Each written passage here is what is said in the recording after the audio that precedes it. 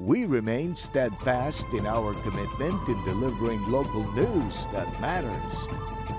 Stories that inspire. Enriching the lives of Filipinos in the Philippines and across the globe. This is your GMA Regional TV. Buong puso para sa Pilipino.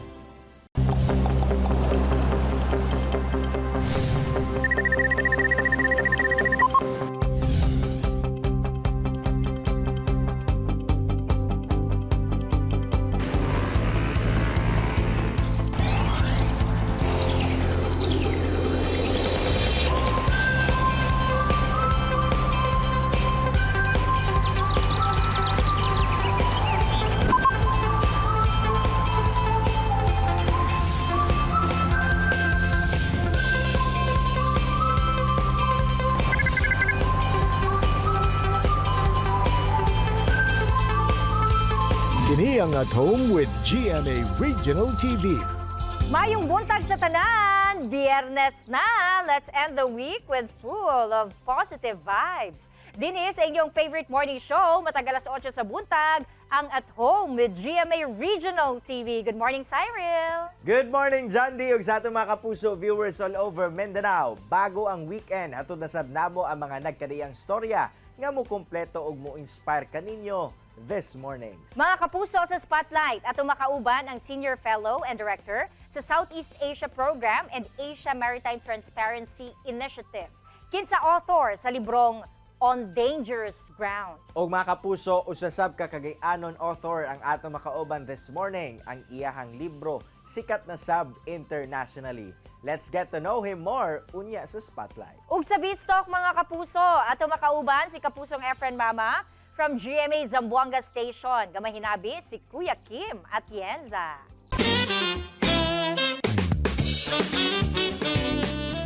Magandang umaga mga kapuso. Ngayon, makakasama natin ang ating iniidolo at kilalang trivia master.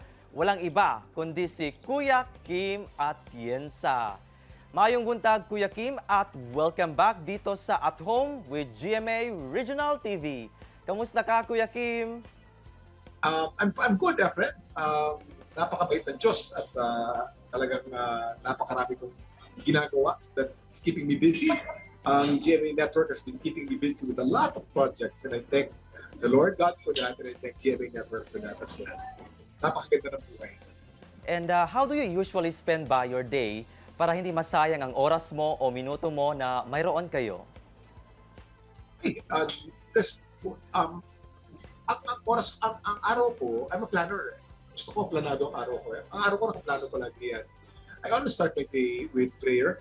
The minute I wake up, I give to the Lord directly. The mornings are the Lord's right away. So I have a devotional. I read a few chapters in the Bible and then I pray. I have an app. Magandang app ko. It's called the U Bible app. So I started with prayer. Then after my prayer, I do exercise. I get to run 3 times a week. This morning, I was able to run 10K. I ran 10K the other day. I'll be running 16K this coming Sunday. So 3 times a week ang run ko. And then nakakasingit ako ng swim paminsan-minsan. And then after that, so I tape 2 times a week for my 3 segments in 24 oras. Kanina, I went taping sa Ocean Park to talk about the Butanting na magiging segment mamaya. And then Tuesday and Wednesday, meron akong taping the whole day for Mars for More. Yung araw yan. Then tapos yan. Every day, ang call time ko 5 o'clock. Because 5:30 to 6:30, meron akong dapat alam mo sa GTV. And then I just wait a few minutes after it ends. Around 7:15 to 7:20, my segment in 24 comes out. And speaking of TikTok clock, Kuya Kim, of course, dahil every minute counts, ano ba ang handog ng variety show na ito sa ating mga manonood? Alam mo, sinabi mo, every minute counts. Kaya ang title ng show na ito ay TikTok Clock because everything we do in the show is time-based. Every minute counts. Magmula sa opening ng show na ito, meron ng timer. Meron timer sa likuran ito. Kaya TikTok Clock, meron kaming giant clock sa likuran. At lahat ng gagawin namin sa show na to, from introducing the guests all the way to the singing or dancing contest, oras mo na, hanggang dun sa hali-hali ko, where we play games with each other, everything is based and everything has to finish within 1 minute. So, pag ikaw ay singer, kunyari, and you have to impress mga judges tayo dito, mga guest judges. Kailangan, within that 1 minute, ilabas mo na yung pinakamagaling mo. Kailangan, banat ka na kaagad. Kailangan, because if you delay it, baka hindi ma-impress ang mga judge. Baka abutan ka ng 1 minute. Yeah, of course, Kuya Kim, talagang nakaka-excite talaga itong TikTok clock. Paano ba nakaka-relate sa experience ang ating mga kapuso dito sa Mindanao? Alam nyo, lahat tayo may pinagdadaanan. Luzon, Visayas, at Mindanao. May pinagdaanan tayo napakasaklap na bagay. At 2 taon na natin pinagdadaanan, magtatatlo na. Itong COVID-19. Napakahirap ng buhay, and we need something to keep us happy. We need something na kailangan matuon ang atensyon natin sa kasiyahan. At itong TikTok lang is exactly for that reason, for that purpose. Pag napanood ninyo itong TikTok lang, ay nako, maaaliw kayo at makakalimutan ninyo na may problema pala dito sa Pilipinas. So, we're looking forward to that. And I'm looking forward to that as well. Ito daw mga planets sa solar system nagkaroon ng alignment. May trivia ka ba dito? Bakit ito nangyayari? Yeah, nangyayari ito once every few hundred years. Pero this has absolutely nothing to do with our life on Earth. Ibig sabihin, okay, it's an astronomical phenomenon, nagkaroon ng planetary alignment. Pero yung may mangyayari ba sa buhay natin, may mga radioactive waves ba? May kumakalat kasi ganyan dito sa Manila eh.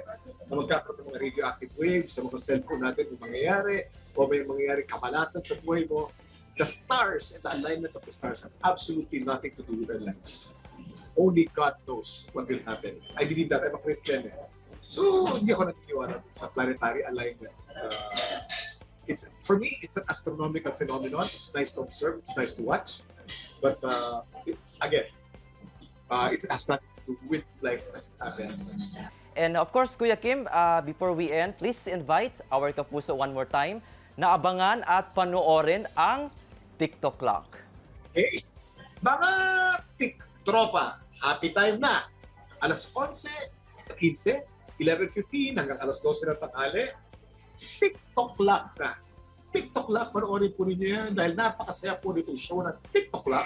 At kasama ko dito si Rabia Mateo, at kasama ko dito si Mamang Kokwa. Tatlo kaming magbibigay sa inyo ng aliw, ng saya, dito po sa TikTok clock. 11:15 to 12 o'clock, araw-araw, Monday to Friday, sa GMA 7. Alright, maraming salamat Kuya Kim at Chensa sa iyong time dito sa At Home with GMA Regional TV. Tutok lang mga kapuso at magbabalik pa ang At Home with GMA Regional TV. Kini ang At Home with GMA Regional TV.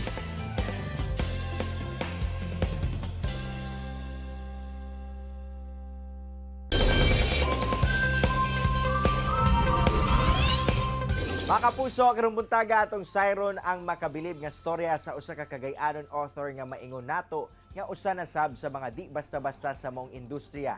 Gani ang ubang nagkadiang libro niya na publish na internationally. Sabay tang ila-ilahon si Cagayanon author Carl Maglangit. Hello Carl, good morning and welcome din sa At Home with GMA Regional TV. Kumusta ka karong buntaga? Hi sir, maayong buntag. Thank you very much for having me this morning. And maayong buntag sa atong mga kapuso all over Mindanao. And siguro no, maabot din sa atong mga kapuso sa Visayas ug Luzon. Maayong buntag ka natong tanan. Congrats Carl sa imo mga obra nga di gayud basta-basta sanglit anaa na publish internationally. Ug usa na niini ang Unfaithful Deception. Please tell us more about ani nga obra nimo. Asa ba nagdagan ang storya niini? Actually sir, kaning Unfaithful Deception sir is muling first nato nga nako nga libro sir ko na publish sa Singapore. But karon sir dapat yung book sir, it's called The Demon Who Prays na naapod sa London. So the Unfaithful Deception sir is actually about the story of a person sir na i-deceived siya. And ang story sir kay kining it started with the inauguration sa bombing lugar sir no. Then kining sa iyahang pagka-discover sir, i-deceive din siya ang husband. More on actually sir, finding yourself again. It's actually a story of reviving yourself and getting yourself back after a very painful experience. So the book is actually for everybody sir na would like to take back a portion of their life sir na they missed during a painful experience before.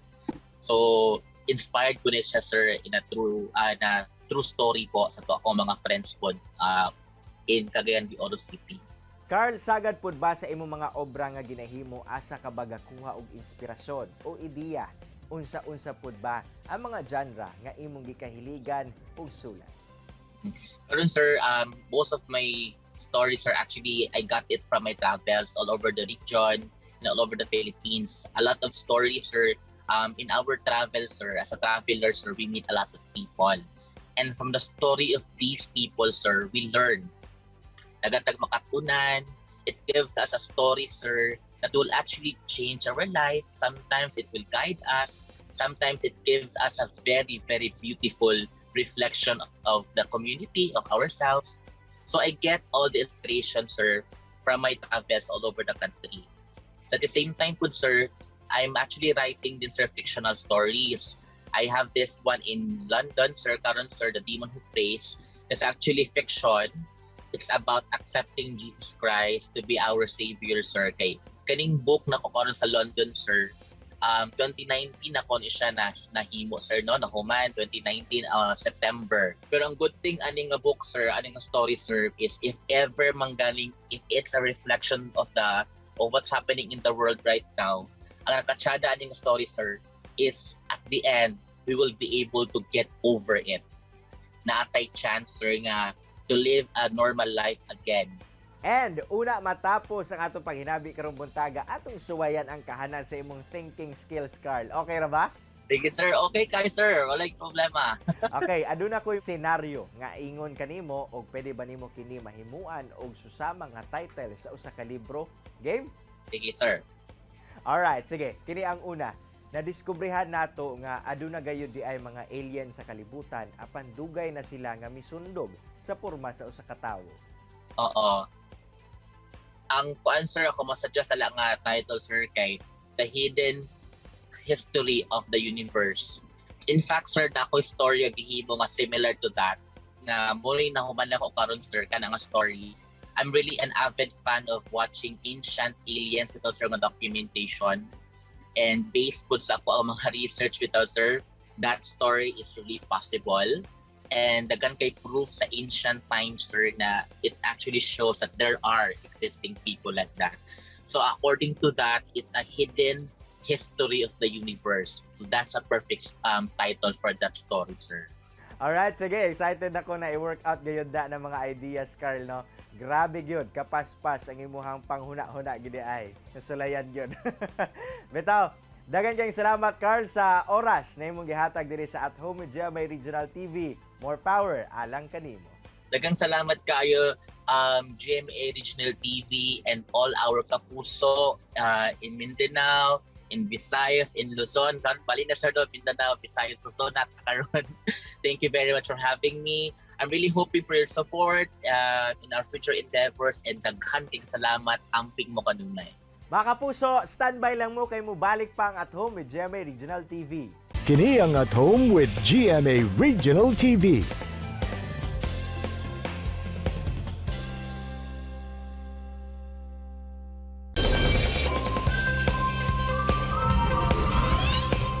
Good morning, Mr. Pauling. It's our pleasure to have you here in our program At Home with GMA Regional TV. I'm really honored to be here, Jandy. Thank you. All right, let's straight to the point. Let's go to the topic, Mr. Pauling. You have been studying the issue on Spratly Islands and dispute between China and other countries. Hence, you have published a book entitled On Dangerous Ground, America's Century in the South China Sea. So far, what were your findings and realizations on the disputed West Philippine Sea? Well, the big takeaway, though, I wrote this book as an American for an American audience, but also as an American who's deeply invested in the U.S.-Philippine alliance and has been working on the alliance for over a decade. And I wanted to dig down to what exactly are the fundamental interests of the United States and the Philippines in the West Philippine Sea or the South China Sea, and what have they been? And so, going back over a century, what you see is that they've been very consistent, far more consistent than China's position has been. The U.S. And U.S. officials have talked about freedom of navigation, freedom of the seas, the idea that there's rules and the rules matter, and we all agree on the rules. That's been the U.S. position for a century in the South China Sea. All right, being an external watcher over the years, probably you have studied all the foreign policies that have been established since the start of the dispute in Spratly Islands. But technically speaking, what do you think is lacking in the foreign policy that up until now, the dispute is still on and escalating? One of the things that's really been problematic for everybody has been the changes in China's claims, particularly since the 1990s. For many, many decades, the South China Sea disputes were just about the islands. And so they were something to be managed between the parties. By the 1990s, suddenly China starts claiming these newfangled ideas of historic rights, and the 9-dash line becomes a much bigger deal. So it's not just that Beijing is claiming the land, the islands themselves, but suddenly it's claiming all the waters, all the seabed, all fishing and oil and gas rights.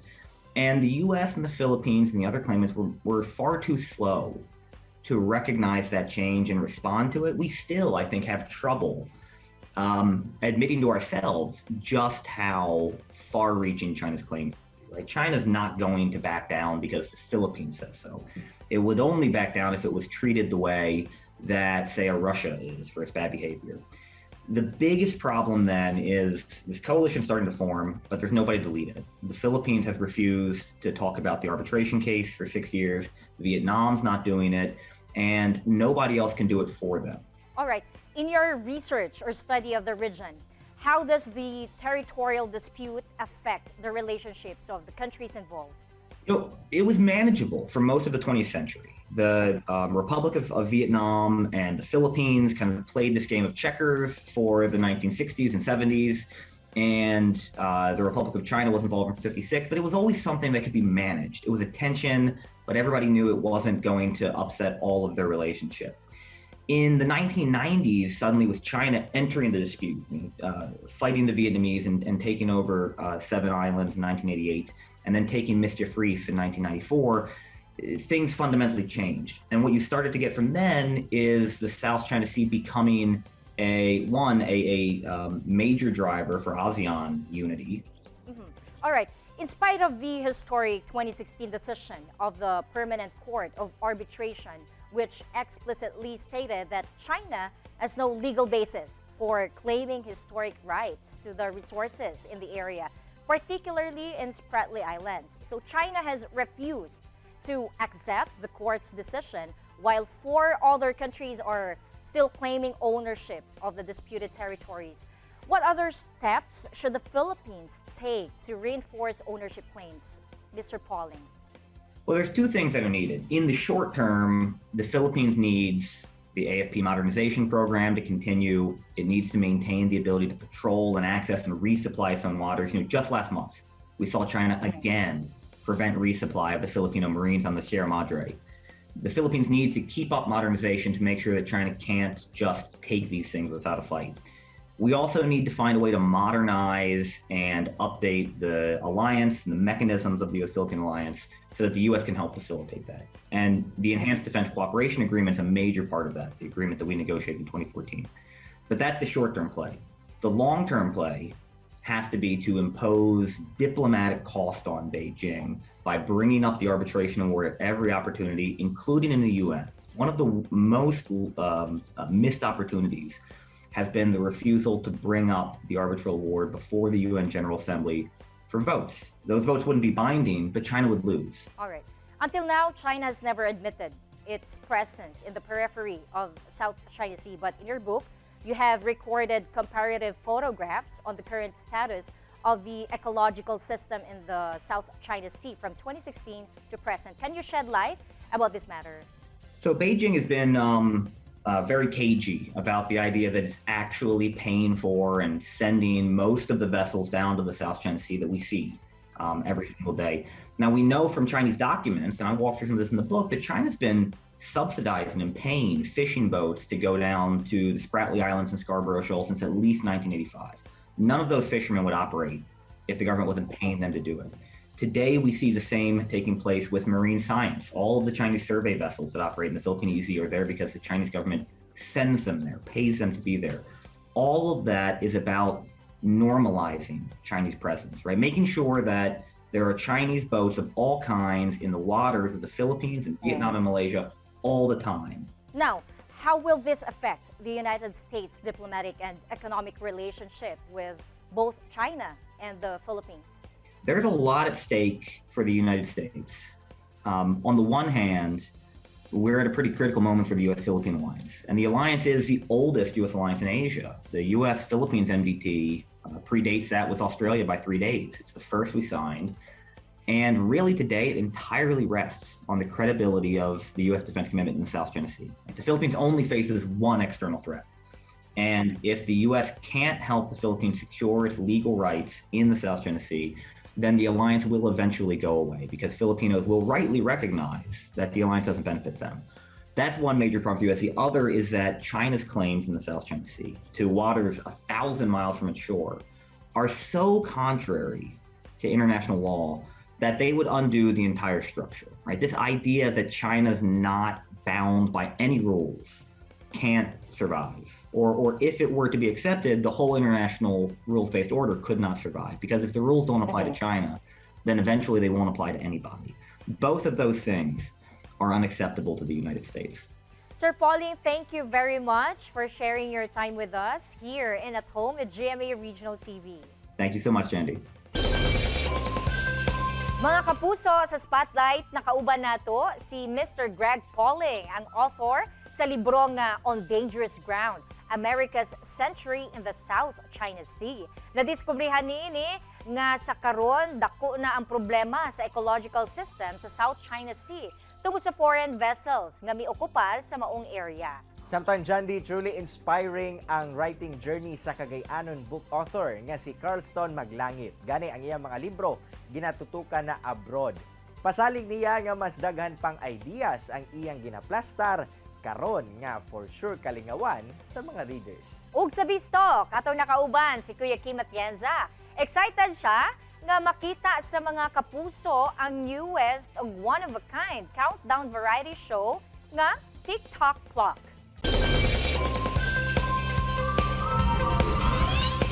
Mga kapuso, truly inspiring and motivating gyud ang mga storya nato this morning. Sama na lamang aning panultihon gikan kang John Wooden.